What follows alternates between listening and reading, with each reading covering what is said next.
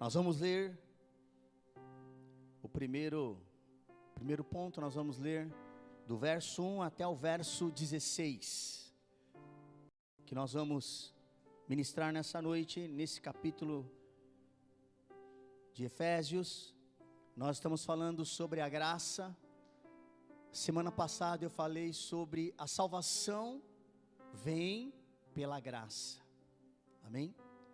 A salvação vindo pela graça, não significa que vai ser fácil. A graça foi de graça, mas a nossa continuidade no Senhor, ser um discípulo do Senhor, exige de nós procedimentos espirituais, dos quais nós vamos ser ministrados nesta noite, amém? Rogo-vos, pois eu, o prisioneiro no Senhor, que andeis de modo digno da vocação a que fostes chamados, com toda humildade e mansidão, com paciência, suportando-vos uns aos outros em amor, esforçando-se com toda diligência por preservar a unidade do Espírito no vínculo da paz. Há somente um corpo e um Espírito, como também fostes chamados numa só esperança, a da vossa vocação. Há um só Senhor, uma só fé, um só batismo, um só Deus e Pai de todos, o qual é sobre todos, age por meio de todos e está em todos. Verso 7. E a graça foi concedida a cada um de nós, segundo a proporção do dom de Cristo. Por isso diz: quando ele subiu às alturas, levou cativo aquele que estava no cativeiro, e concedeu aos homens dons.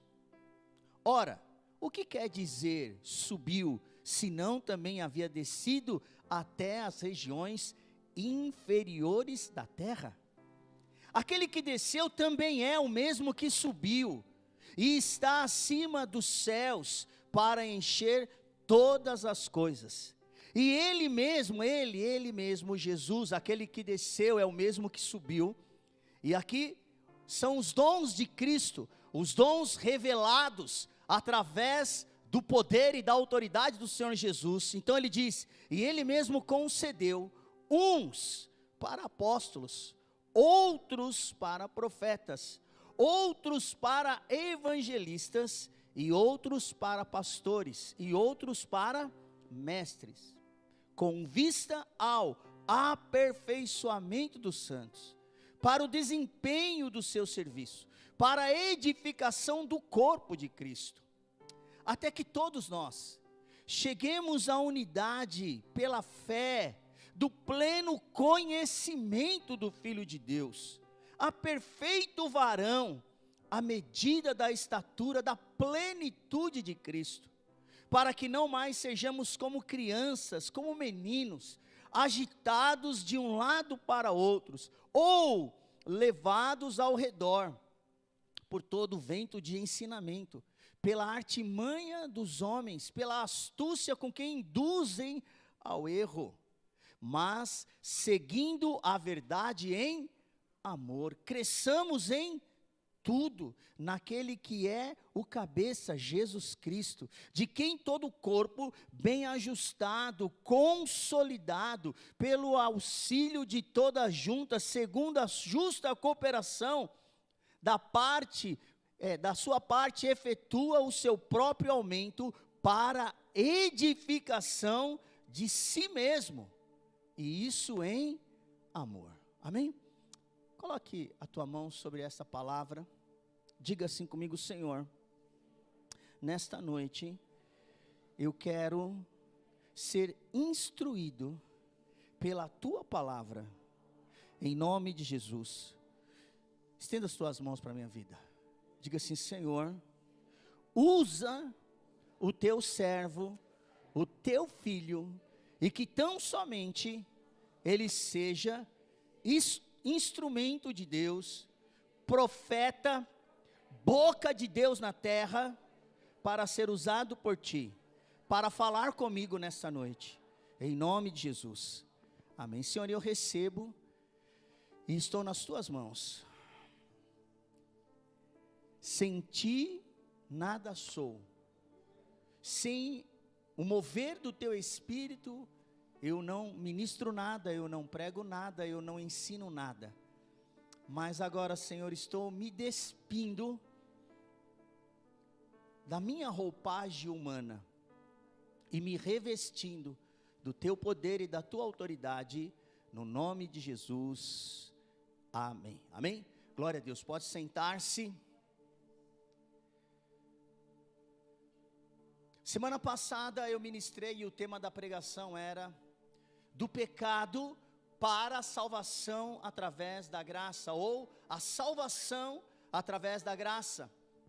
E eu ministrei e eu disse que a graça do Senhor Jesus nos alcançou, e na ocasião eu falei, aquilo que está escrito aí em Efésios 2:8, pela graça sois salvos, mediante a fé, isso não vem de vós, é dom de Deus. Então quando eu disse, eu fui salvo pela graça, eu estou me incluindo, e estou dizendo que eu não merecia, porque o que é graça? Graça é, o homem não merece, o homem não merecia, mas Deus resolveu, na sua infinita bondade, na sua infinita misericórdia, nos alcançar, amém? Levante a tua mão para o céu e diga, eu não mereço, eu não merecia, mas eu fui alcançado pela graça, amém? Queridos, nós fomos alcançados pela graça, e a graça é Jesus, e na sua infinita misericórdia, porque a palavra de Deus vai dizer que na infinita misericórdia de Deus, é que eu e você fomos alcançados, 2 vezes, irmão, 2 vezes. Primeiro, a graça não era para mim e nem para você, a graça não era para os gentios. Quem são os gentios? Aqueles que não são judeus, aqueles que não professam a mesma fé que eles. Quem éramos nós? Nós éramos o galho fora da videira, porque Jesus, quando ele diz em João 15:1, ele diz, eu sou a videira verdadeira, ele estava dizendo, olha, eu sou essa videira, e é necessário que você esteja nessa videira, para que você seja salvo, é necessário que você esteja nessa videira, para que você possa dar fruto, porque aí o texto vai discorrer, e a Bíblia vai dizer assim que, aquele que não dá fruto, aquele que não está na videira, ele é cortado, ele é arrancado da videira e jogado fora, mas aquele que está na videira, ele é limpo, para que produza mais fruto ainda, amém?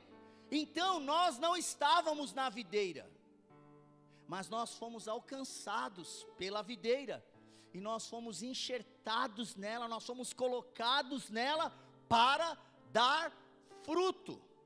Então, além da graça, a misericórdia me alcançou, além da graça, a misericórdia te alcançou. E o que eu quero ministrar nessa noite, irmão, é muito sério para o nosso entendimento, porque pregar sobre a graça de Deus, é gostoso, né? Você falar, nossa, graça, meu, foi promoção, e não foi promoção, estava 10 e agora está 2, não, estava 10 e agora está 0, estava 10 e agora você não paga nada, é de graça, não é? Só que esse preço da graça tem um preço alto. Você sabe qual foi o preço da graça? O preço da graça foi sangue, o preço da graça foi morte, e o preço da graça, que foi derramado por mim, irmão, exige da minha vida e da tua vida uma postura. Amém? Fala para o teu irmão assim: foi de graça, mas exige uma postura. Amém? Foi de graça, mas a graça exige que eu viva de um modo digno. Por isso que Paulo começa o capítulo 4 assim, ó. Verso 1: rogo-vos, pois, irmãos, eu, prisioneiro. Porque quando Paulo, já ministrei semana passada, quando Paulo escreve essa carta para a igreja em Éfeso, ele estava preso. Ele já tinha passado lá, ele já tinha evangelizado, a igreja já existia. Timóteo era o pastor que cuidava da igreja, mas a Bíblia vai dizer que Paulo aqui ele estava preso. Quando ele escreve essa carta, ele está em prisão. Irmão, eu convido você a ler o livro de Efésios. São 6 capítulos, um livro pequeno, mas rico para a igreja do século 21. Foi escrita para a igreja que estava em Éfeso, mas ela é tão atual que serve para a igreja cristã Restauração, que está na freguesia do Itaberaba 1388. Ela é tão atual que serve para mim como pastor dessa igreja, que serve para você como membro dessa igreja. E o que Paulo vai me ensinar então no capítulo 4? E o tema da pregação de hoje é: a graça tem propósito. Fala para o teu irmão assim: a graça tem propósito. Amém? Alguém aqui sabe, pode me ajudar agora, enquanto eu não responder aqui, o que é propósito? Pode consultar o dicionário aí, mas depois volta para a pregação, tá? Não fica no celular não.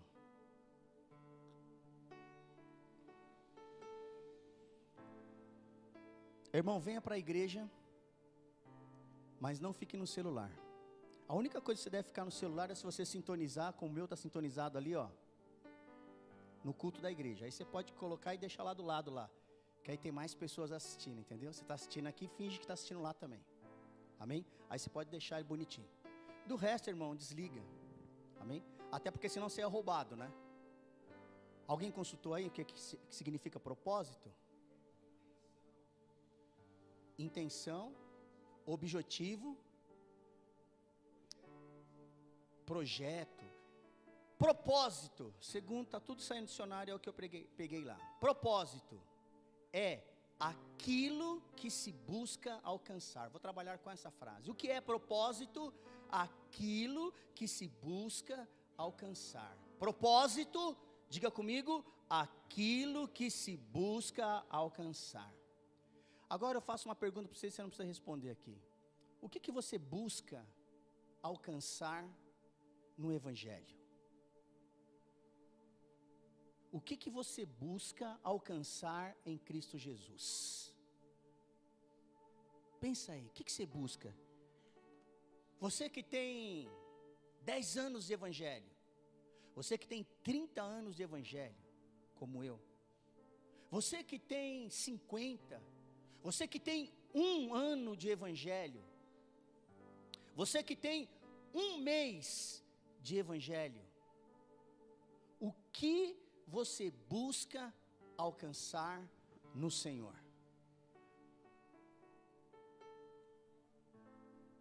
Salvação você já tem. O que você busca? Agora se eu fizer essa pergunta, propósito, o que é propósito? Aquilo que se busca alcançar. Eu pergunto para você, o que você busca na tua vida? O que você quer para a tua vida? Pode responder também. O que você busca? Oi? Tá crente, irmã? Glória a Deus. Ganhar, esse é o maior propósito. Nossa, meu Deus do céu, perfeito, velho. Em cima do que a Nice respondeu, você tem buscado isso? Ela responde assim: busco ganhar vidas. Tem buscado isso? Ou Propósito, aquilo que se busca alcançar, ou propósito, intenção de fazer algo. Se nós formos sinceros, bem sinceros, irmão, bom, eu busco ganhar muito dinheiro, estou querendo ganhar dinheiro, estou querendo uma casa, eu preciso de uma casa, preciso comprar uma casa linda, maravilhosa, preciso de um carro novo, porque o meu já está caindo nos pedaços. Eu quero um melhor emprego, eu quero um emprego que eu ganhe 20 mil reais por mês. Não, 20 mil reais, aí tem gente, mas só 20? Né? Alguém já pensou aí, só 20? Quero ganhar mais.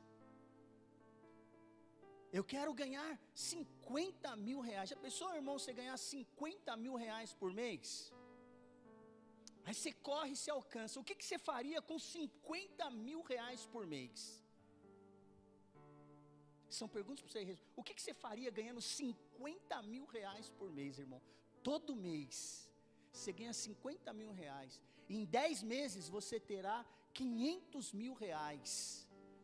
Em um ano, você terá 600 mil reais. Que conta, hein?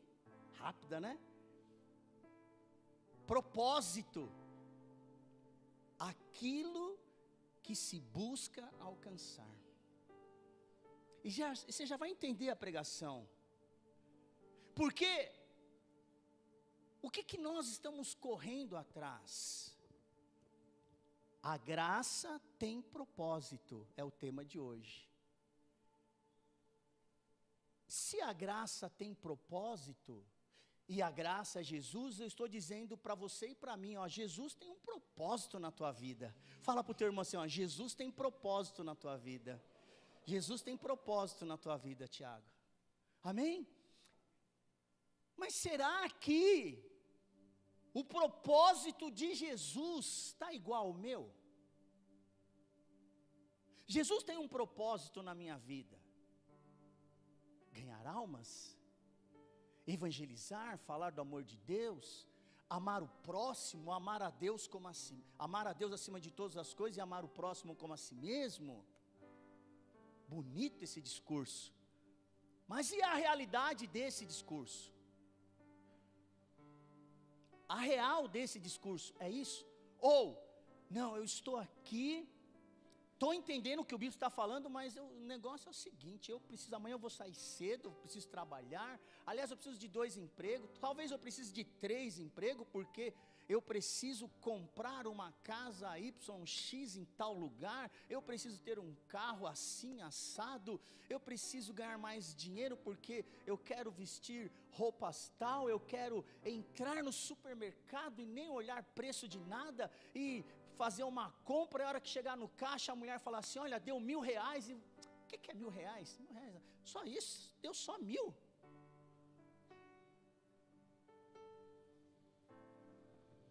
Qual o propósito que você busca alcançar? Ou talvez eu busque um propósito a alcançar. Eu quero ter muitos amigos, eu tenho muitos amigos, eu tenho muita gente, eu tenho intimidade com muita gente, eu quero ter intimidade com gente da alta, gente da baixa, eu quero ter todo tipo de intimidade, eu quero ser feliz, porque a minha felicidade está em tudo isso. Dinheiro, amigos, fama, eu tenho esse propósito. Irmãos, tudo isso que eu estou dizendo, são propósitos, e são propósitos humanos, e não tem nada de errado nos propósitos. Agora, se todos esses propósitos, eles não convergirem em Cristo Jesus, e se eles não estiverem dentro da vontade de Deus, não é? Tem uma frase que está aí no âmbito geral aí, esquece, não é? Esquece que não vai virar nada, esquece que vai ser só fogo de palha, você vai ser o mais infeliz dos homens, eu vou ser o mais infeliz dos homens, Sabe por quê? A Bíblia vai me ensinar que eu estou correndo atrás do vento. Eu estou correndo atrás de... E se você não sabe onde está escrito lá em Eclesiastes. Leia Eclesiastes, diz assim: aquele que não sabe o que vai semear, ou aquele que não sabe o que vai plantar, ou aquele que fica esperando as estações e os ventos, corre atrás do vento.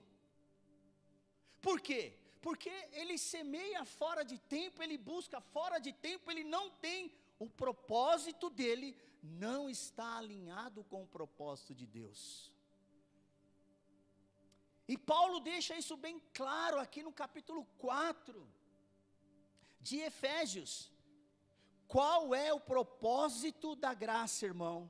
Agora eu começo a pregação para você entender qual é o propósito da graça. Verso 11, Efésios capítulo 4, então eu vou falar sobre 3 argumentos da graça, ou 3 lições da graça, para que cumpra-se o propósito na minha vida e na tua.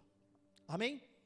Então nós vamos trabalhar agora, do verso 11 ao verso 16, diz assim: e ele mesmo, Jesus aqui, concedeu uns para apóstolos, outros para profetas, outros para evangelistas, outros para pastores e outros para mestres, com vista ao aperfeiçoamento do santo, para o desempenho do seu serviço, para a edificação do corpo de Cristo, que é a igreja.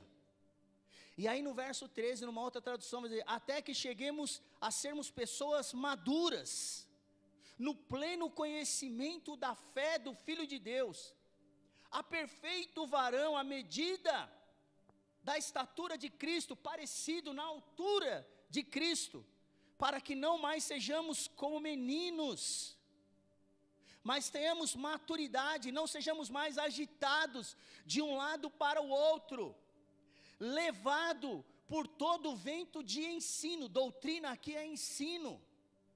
Pessoas que ficam procura ali, procura acolá.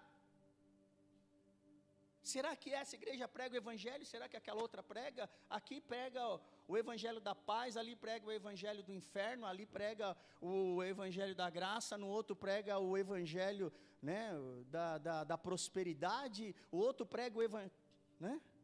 Então e aí o texto diz: para que não sejamos mais como meninos, como crianças, buscando todo tipo de ensino, pela artimanha dos homens e pela astúcia com que induzem ao erro, mas seguindo a verdade em amor, cresçamos, amadureçamos em tudo, naquele que é a cabeça, ou o cabeça da igreja, Jesus Cristo, de quem todo o corpo bem ajustado, consolidado, por toda a junta, segundo a justa cooperação do Espírito de cada parte, efetua o seu próprio aumento para a edificação de si mesmo. Então, qual é o primeiro propósito da graça? Irmão, o primeiro propósito da graça, escreva em letras bem grandes aí, você que está escrevendo, e guarde no teu coração: Deus quer que você amadureça. Amadurecimento.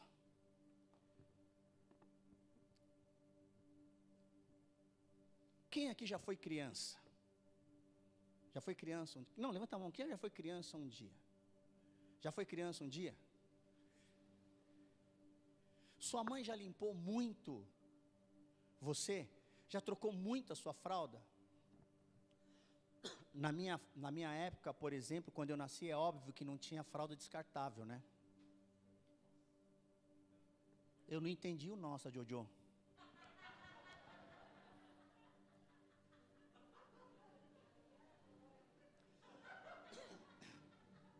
Oi? Deixa eu te informar uma coisa. Na época do teu pai também não tinha fralda descartável, viu? Na época dele também não tinha fralda descartável. As nossas mães tinham que lavar. Meu Deus do céu. Não é? Lavar, colocar no varal aquela fraldinha de pano. Cadê o Juan? Fugiu? Tá ali. Cadê o Juan? Foi embora? Manu está grávida? Ah, não.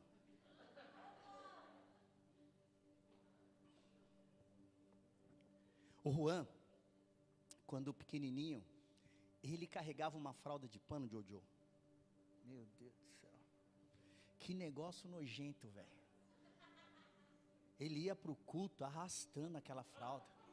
Ele dormia. Ah, tia Cida está rindo porque ela sabe que é verdade. Ele dormia com aquela fralda. Ele colocava aquela fralda no nariz. Uma fralda nojenta, bicho. Né? Mas só para você saber, Jojo.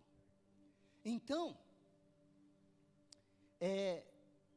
quando nós éramos crianças, nós passamos por isso. Quando nós éramos criança, você não saiu correndo. Você teve que gatinhar, aprender as primeiras coisas. Mas eu pergunto para você, você continua gatinhando? Você continua carregando a fralda? A sua mãe continua trocando as suas fraldas? Então, irmão, o que aconteceu com você? O que aconteceu com você, o que aconteceu comigo? Nós passamos por um processo. Eu deixei de ser criança. Eu deixei de ser menino. Não sou mais adolescente. E olhando aqui de longe, aqui, acho que adolescente que eu estou vendo Jojo e Mateus. Já não somos mais tão jovens, já não somos jovenzinhos também. O que você é hoje, irmão? Não precisa me responder, o que você é hoje? Você é um adulto? Você age como adulto? Porque na fé é a mesma coisa. Na fé, o pastor Lester olhando para mim, e eu lembrei do que ele falou aqui. Depois o bispo sobe lá e pá! Não, calma, nada disso.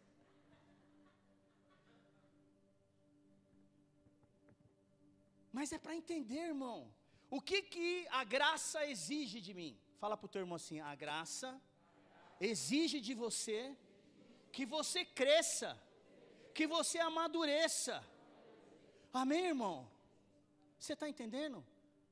A graça exige da minha pessoa e exige da tua pessoa que você cresça.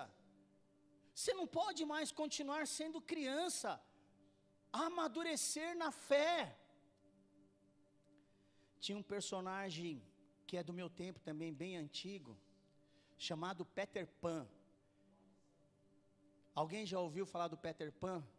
Peter Pan era um personagem que ele nunca cresceu, ele nunca se tornou adulto. Peter Pan, ele sempre ficou, é um personagem no desenho, ele sempre ficou criança, mas ele não cresceu na mentalidade, porque o tempo passou e a idade chegou, só que ele continuava com atitudes de criança, só que ele continuava do mesmo jeito, a linguagem dele era a mesma. O que aconteceu com ele? Desculpa a expressão, irmão, ele ficou um retardado mental. É sério. Você riu, mas é verdade. O que é um retardado mental? É uma pessoa que não desenvolve. A mentalidade dela não desenvolve, ela tem um problema. Mas aí essa pessoa, retardada mentalmente, ela tem problema mental. E eu até tenho que entender as atitudes dela. Mas você não é um retardado mental. Você já é adulto. Você já sabe o que você tem que fazer. Você já sabe quem você é. Você já sabe qual é a sua vida. Você já sabe o que você quer. E na vida cristã, irmão, é a mesma coisa. Nós temos que crescer, amadurecer. A carta aos Efésios vai me ensinar isso. Ela vai dizer no capítulo 2 que eu fui salvo pela graça. No capítulo 3, Paulo vai falar do apostolado dele. E Paulo vai dizer, eu sou apóstolo sobre a igreja. E no capítulo 4 ele começa a ensinar a igreja. E ele começa a dizer que o que Deus quer sobre a minha vida e sobre a vida da igreja, sobre o nosso dia a dia, chama-se amadurecimento. O verso 14 diz, para que não sejamos mais, para que não sejamos mais. Então significa que a igreja de Éfeso, em algum momento, eles tinham atitudes de criança, de meninos. E aqui a carta está dirigida a uma igreja. Então ele estava dizendo, olha, vocês estão tendo atitude de meninos. Vocês estão sendo levados por todo o vento de doutrina. Vocês estão sendo levados por todo o vento de ensinamento. Agora vai ter não sei o que ali vai falar sobre o Apocalipse, ali vai falar sobre não sei o que, então eu vou para lá, não, mas lá não gostei, então eu vou para cá. E aí a Bíblia vai dizer, agitados, criança mimada, agitada, levada por artimanha, pessoas que não têm posicionamento espiritual. A pergunta é, quanto tempo você tem de evangelho, meu irmão? Seja 10 anos, seja um mês, você já aprendeu. Talvez você que tenha um mês, talvez tenha muita coisa para aprender e eu vou te ensinar. Mas você que tem mais de 10 anos de crente, você tem mais 5 anos de crente, irmão, você precisa parar de ser um retardado mental. Você precisa crescer, desenvolver, amadurecer.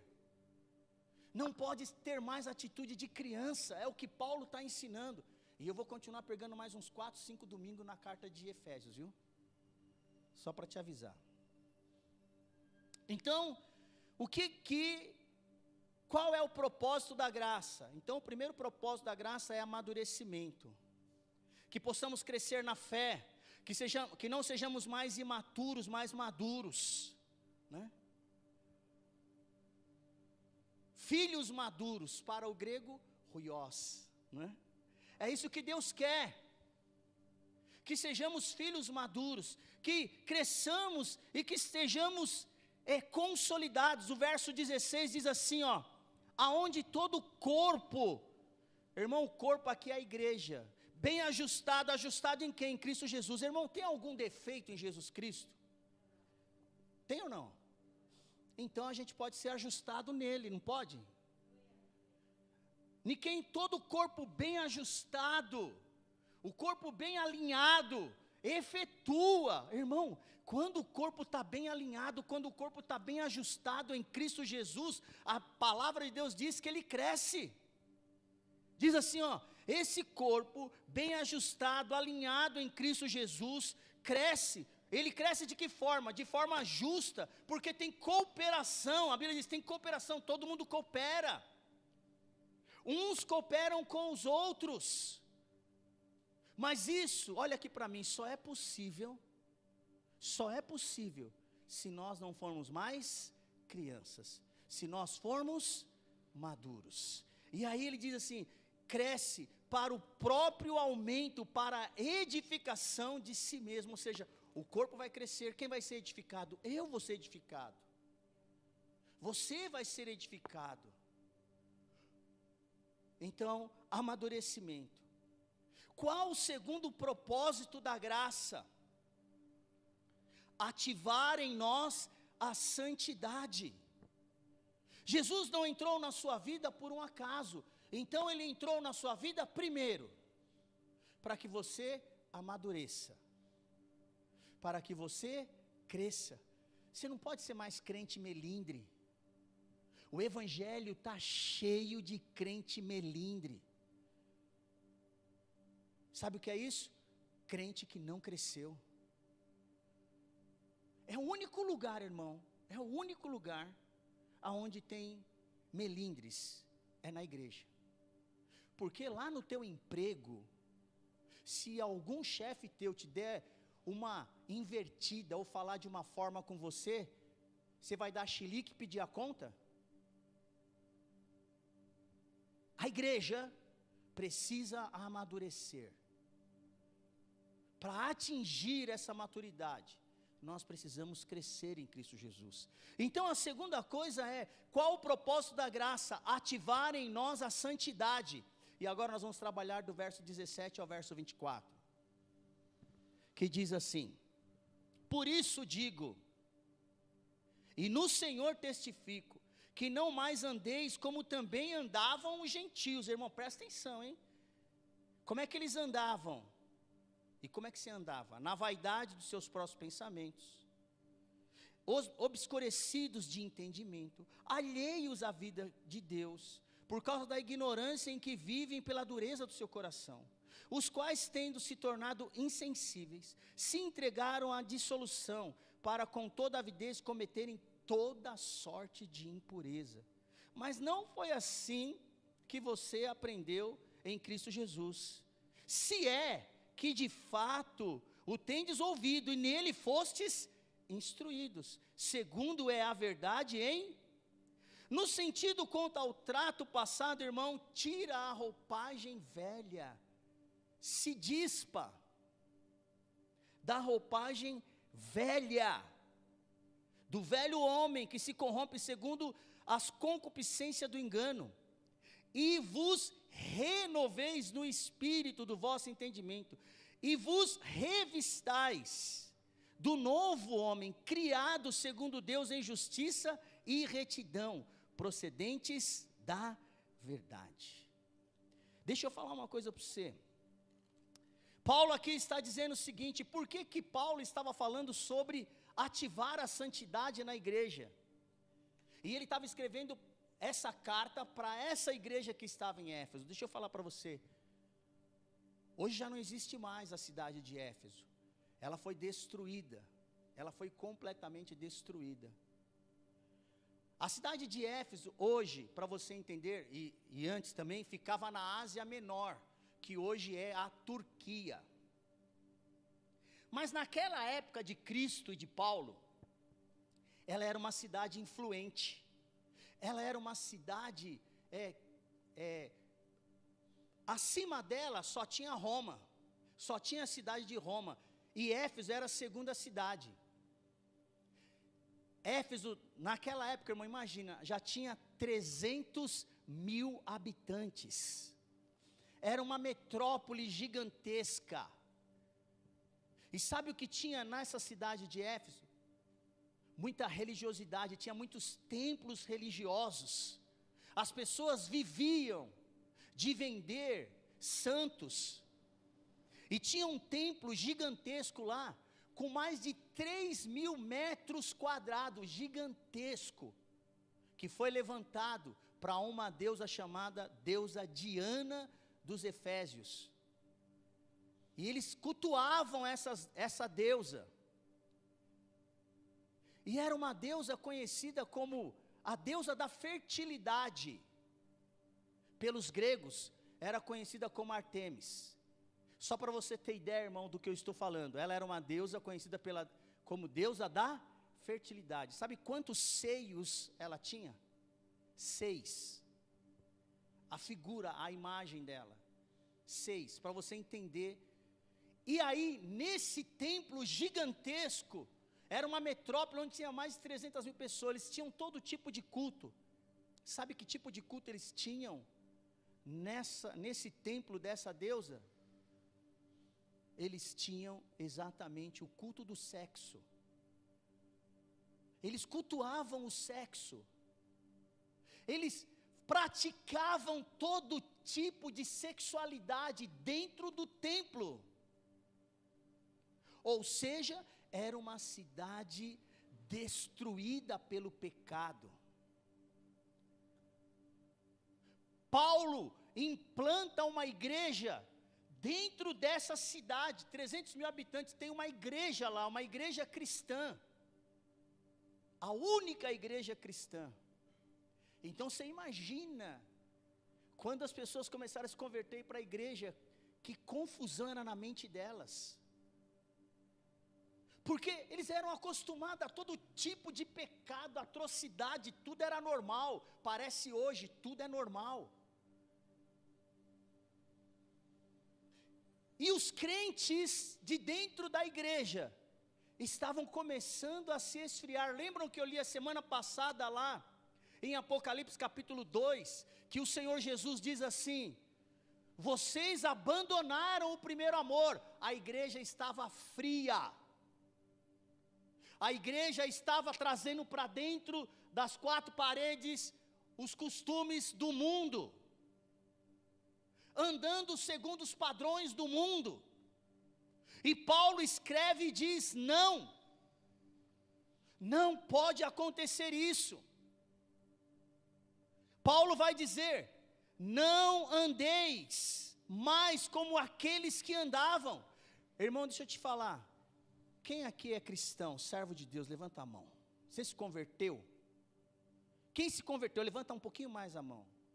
Fala assim: Senhor, eu me converti em Cristo Jesus. Diga: eu sou uma nova criatura. Amém?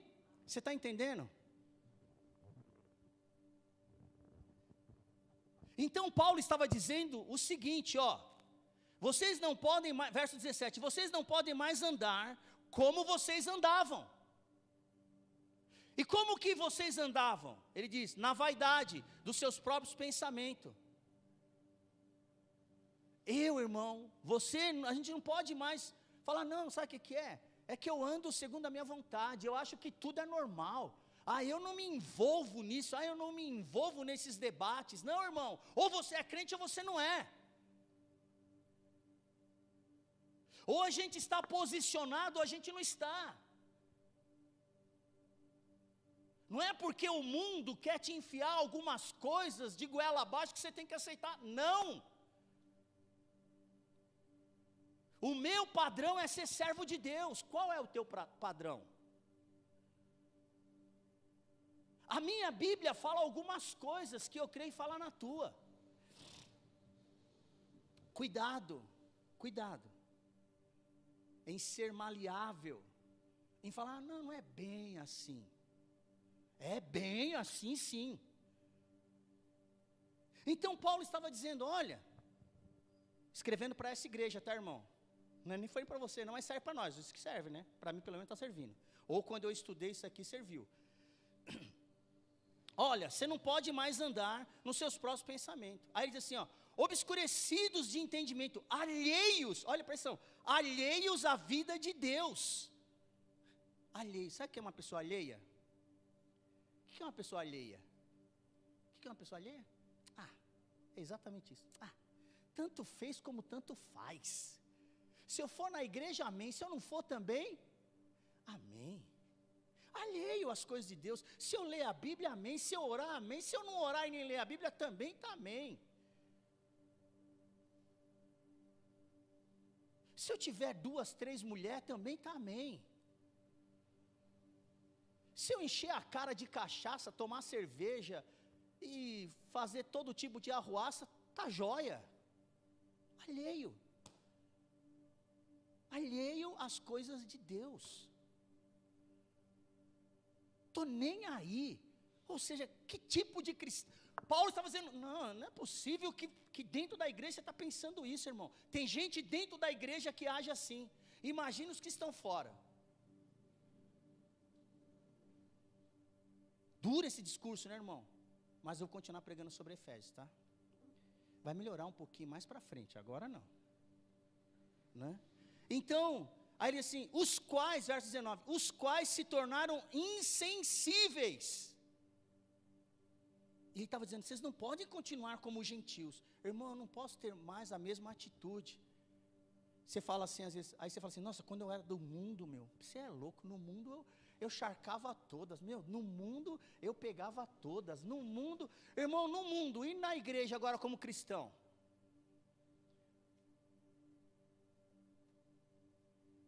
Vai continuar fazendo o mesmo? Deixa eu te falar, você precisa se converter.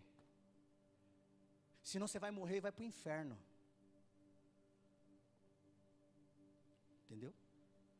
Gerson, você precisa se converter.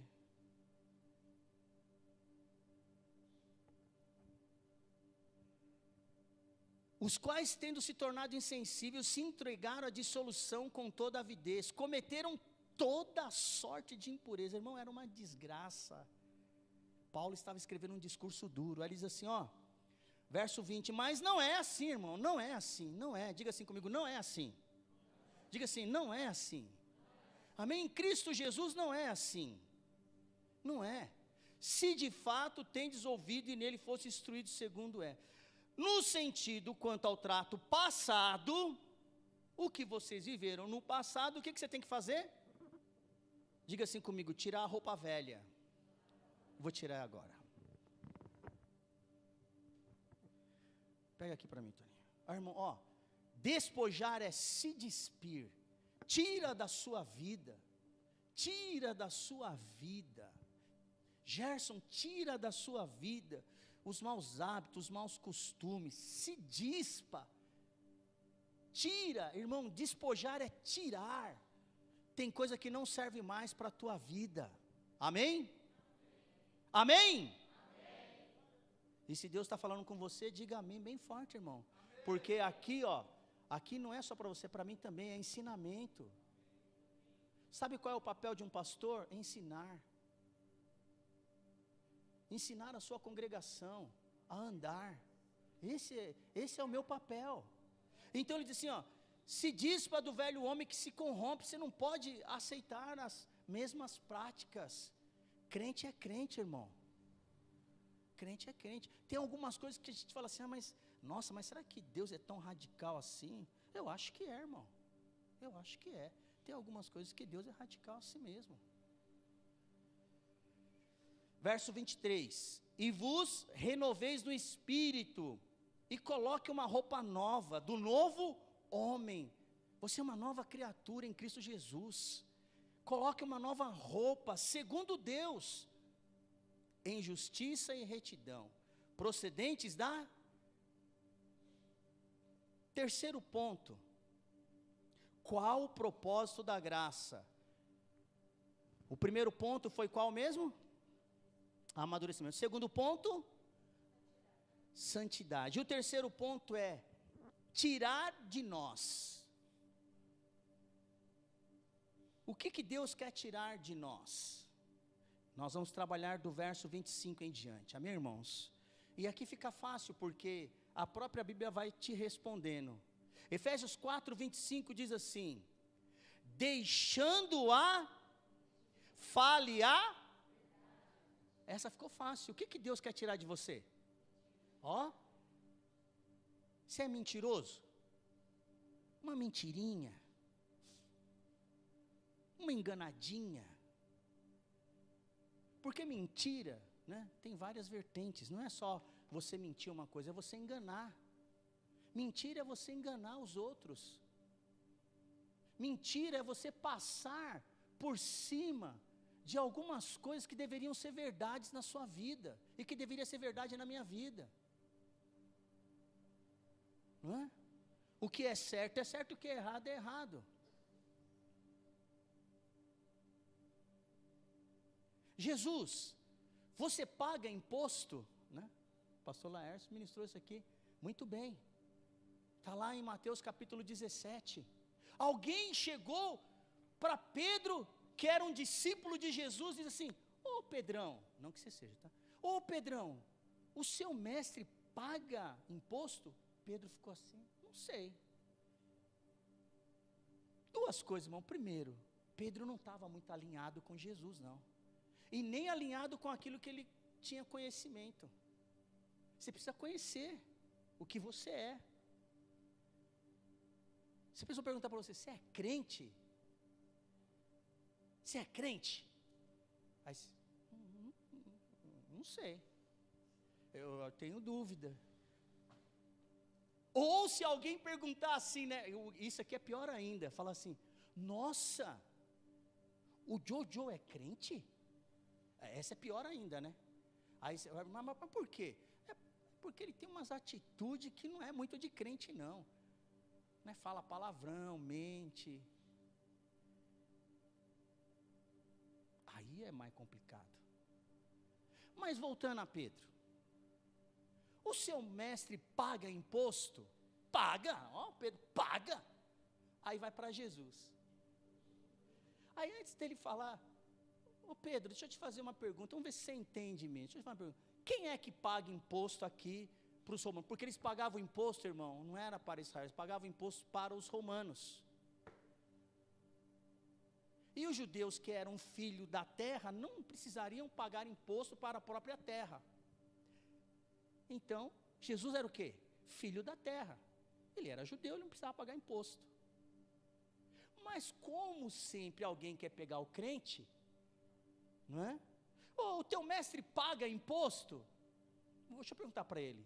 Jesus, você paga imposto? Aí Jesus diz assim, Pedro, me responde você. Quem tem que pagar imposto? Os filhos ou os estrangeiros? Os estrangeiros.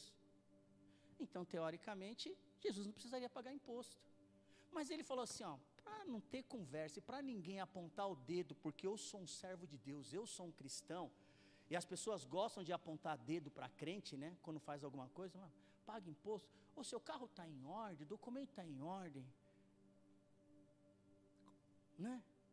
Aí quando não está, todo mundo pode fazer, mas nossa, o cara é crente, meu, como é que ele anda assim? Pelo amor de Deus, anda com o documento tudo torto, a carta está vencida e diz que é pastor, hein? E aí completa a frase, né? E diz que é pastor, imagine se não fosse, né? Então, irmão, crente tem que andar certo, mais do que certo. Não é nem andar na linha, ele tem que andar mais do que na linha. Porque tem um monte, e esse monte de gente que eu estou falando, não é só o ímpio não, é gente da igreja também. Porque os da igreja é pior ainda. Os da igreja cometem um monte de coisa e aponta o dedo. Para apontar, irmão, né? Então, não precisava. Mas Jesus falou, vai lá, pesca o peixe e paga, para ninguém me encher as paciências. Então, Paulo estava dizendo que, você que tinha um costume de mentir, por isso Você tinha costume de mentir, inventar história, enganar os outros, jogar conversa fora. Amém? Amém? Vocês estão com uma cara, gente. Não é? Está servindo para mim também. Deixe a mentira, fale a segunda coisa do propósito da graça que Ele quer tirar de nós, está aí no verso 26. Irai-vos e não se ponha o sol sobre a vossa. Tem gente que fala assim, mas o que ele quis dizer com isso aqui? O que Paulo estava ensinando para mim e para você, nós precisamos ter o autocontrole. Precisamos ter autocontrole, porque tem coisa que vai tirar, né? E mulher sabe como nos irá, não é, irmão? Os maridos já olhou para a esposa e falou, verdade, bispo, isso é verdade. Mulher sabe irá, sabe tirar a gente do foco. Perca a paciência. E aí Jesus fala o quê? Através de Paulo, irai-vos e não pequeis, irmão, não deixa, não mete a mão nela não, hein? Não puxa ela no rodo não, hein? Você tem que ter o quê? Autocontrole. Irai-vos, você pode ficar com raiva. E olha que Paulo diz, você pode ter raiva. O problema é você extrapolar. O que eu tenho que aprender a ter o quê? Autocontrole. Quem que me dá o autocontrole? O Espírito Santo. Fruto do Espírito, mansidão. E não se ponha o sol sobre a vossa. Irmão, resolve, não deixa, fiquei irado agora, vou continuar irado o dia inteiro, quando chegar a noite vou continuar irado, vou dormir no sofá, mas não vou dormir na cama, porque eu estou com raiva, e se me encher as paciências.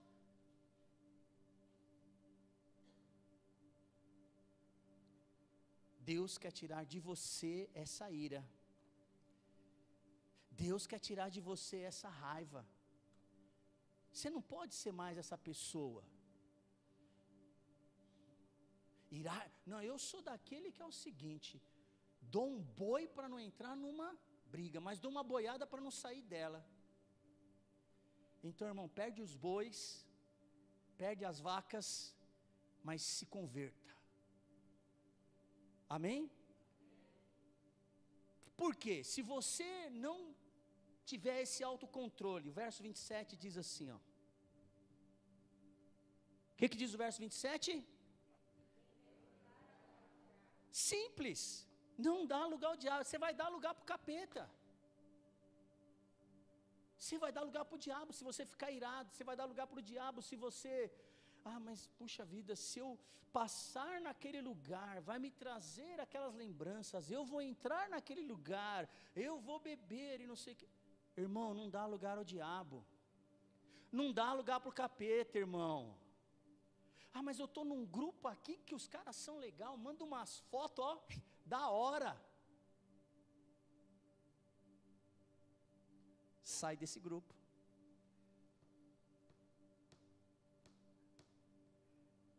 Nossa, que silêncio. Sai desse grupo. Não, mas é só um amigo meu, de vez em quando ele manda aqui uma fotozinha de umas mulheres da hora. Bloqueia esse amigo. Bloqueia esse grupo. Vai te fazer mal. Você está maculando a santidade de Deus. Não deis. O diabo só quer um lugarzinho, irmão. Eu só mandei um coraçãozinho. Só mandei um oi, tá sumido. Né? Continua sumido, viu? Aliás, desapareça. Desapareça, para que o nome cresça, né? A palavra de Deus, ela é tremenda, né, irmão? Dá umas cutucadas, né? Não deis lugar ao... Ele só espera uma brecha, irmão. E depois que ele entra nessa brecha, sabe o que ele faz? Expõe. O que estava oculto vai ser... Papai, como diria... Pastora Roseli hoje não está, só para quebrar o gelo, tá? Pastora Roseli hoje não está, porque ela está gripadinha, tossindo bastante. Aí eu falei, fique isolada, para você não contaminar os irmãos. Não deis lugar ao diabo. Verso 28, essa daqui não serve para ninguém na igreja. Você acha que não, né? Aquele que furtava, não furte mais. Antes trabalhe, fazendo com as próprias mãos o que é, para que tenha com que ajudar ao... Irmão, eu falei, mas por quê? Eu falei assim, mas tinha ladrão na igreja? Não é possível, está falando aqui, aquele que furtava, não tinha ladrão na igreja, irmão. Sabia que tinha ladrão na igreja? Tinha ladrão na igreja, sério. E deixa eu te falar por quê. Porque a cidade de Éfeso era uma cidade tão rica, tinha muitos ricos, muitas pessoas poderosas, muitos tesouros, muitos ouros, e as pessoas se converteram. O ladrão se converteu e foi para a igreja. Olha que bênção. Não é legal quando se converte o ladrão, sim ou não? O ladrão, a prostituta, o gay, a lésbica, quando se converte, vem para a igreja, é uma maravilha, irmão. Não é? Só que tem que mudar. Se era ladrão, não seja mais. Se era gay, não seja mais. Entendeu? Porque o evangelho, ele tem que provocar mudança. Porque o evangelho, ele entra na nossa vida para mudar. E quando Paulo escreve, aquele que furtava, não furte mais, antes trabalha, porque tinham pessoas que se converteram, que estavam na igreja, mas continuavam andando com os manos. E que de vez em quando faziam um furtozinho, roubavam alguma coisinha. Você não é mais ladrão, irmão. Você não é mais quem você era. Sim ou não? Tem que mudar. Tem que ser cristão, mudou. Não é mais ladrão, não preciso mais roubar. O que eu tenho que fazer agora? Quem era ladrão lá dentro da igreja tem que fazer o quê? Trabalhar. Mas para que eu vou trabalhar? Irmão, olha que a Bíblia me ensina, eu tenho que trabalhar, tenho que ter coisa boa, para quê? Para ajudar o próximo, amar a Deus e amar o próximo. Você está entendendo? Eu nunca tinha entendido isso aqui. Eu falei, mas por quê? Devia ter ladrão na igreja. E não é que tinha, irmão? Já imaginou na igreja ter ladrão? Uma vez eu cheguei para pastorear uma igreja. Eu fui pastorear uma igreja. E eu estava chegando na igreja. É pastor novo, aí todo mundo quer contar todos os podres de todo mundo da igreja, né? Era incrível, que você chegava, não, porque fulano de tal, ciclano de tal, papapá, porque aquele lá faz não sei quantos anos que mora junto, não casou, e bibibi, e ela está na intercessão, por que ela está na intercessão se ela não é casada e não sei o que? Eu falei, ela vai continuar, e acabou, né? E aí veio alguém, não sei o que é que você não sabe, pastor. Eu falei, não estou chegando agora, como que eu vou saber? Rapaz, o rapaz do louvor roubou o contrabaixo da igreja. Eu falei, sério? Roubou o contrabaixo da igreja, roubou. O cara lá, mas ele toca na igreja e roubou o contrabaixo. Eu falei, meu Deus do céu. Ou seja, na igreja tem ladrão, rapaz. Mas eu fui atrás de conhecer o rapaz que tinha roubado. Mas ele não tinha roubado. Ele pegou emprestado. Sério, irmão, ele pegou emprestado, ele só não comunicou. Ele pegou emprestado, porque ele queria treinar em casa. Mas ele tinha esquecido de avisar o pastor anterior. Como eu era o pastor novo, alguém já chegou, o cara roubou. Falei, vamos atrás do ladrão. Sabe o que aconteceu, irmão? Me tornei o melhor amigo do ladrão.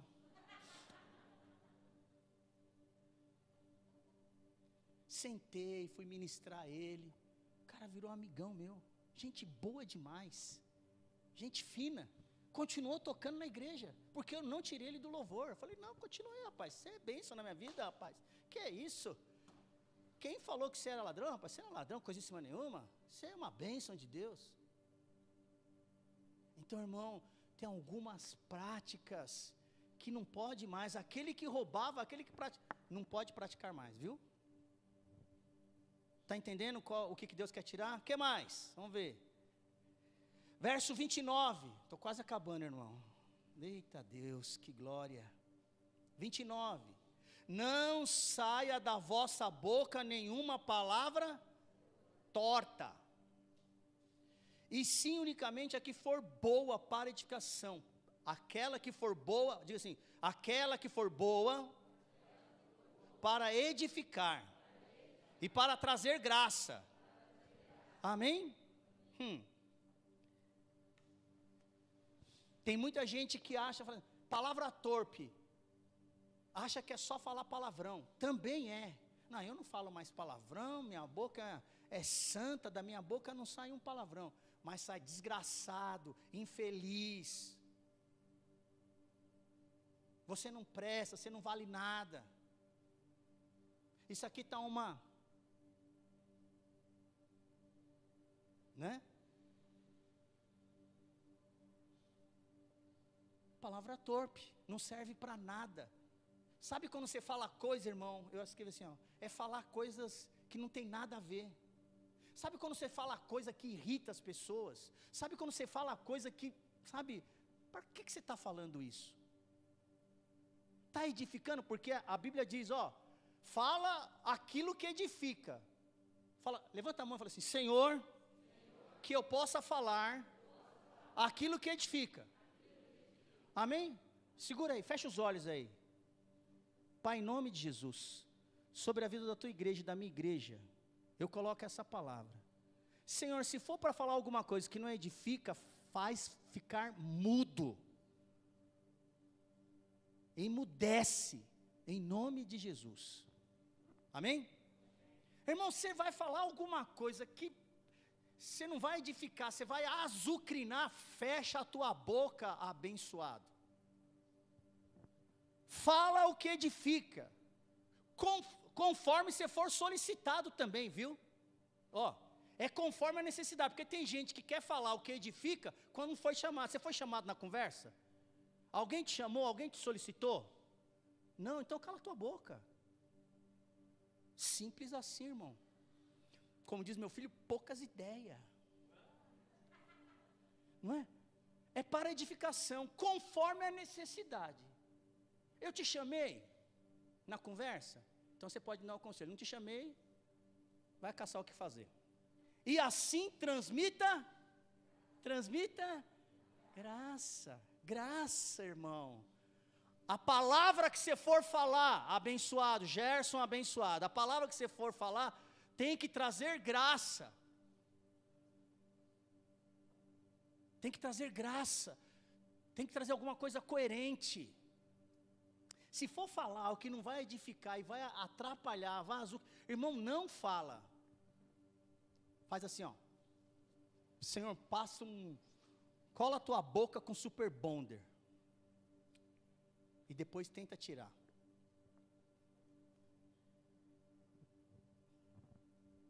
Tudo isso daqui é o que Deus quer tirar de nós, amém, irmãos? Não entristeça o Espírito Santo. Sabia que você pode entristecer o Espírito Santo? Diga assim comigo, o Espírito Santo é uma pessoa. E tudo isso daqui entristece o Espírito Santo. Tudo isso aí entristece o Espírito Santo, irmão. Longe de vós, toda amargura. Se é uma pessoa amargurada, tira a amargura. Se é uma pessoa que tem raiva, cólera, irado, tira da sua vida. Porque você foi selado com o Espírito Santo. Efésios 1:13, coloca aqui para mim, Joe. Eu quero encerrar com essa palavra.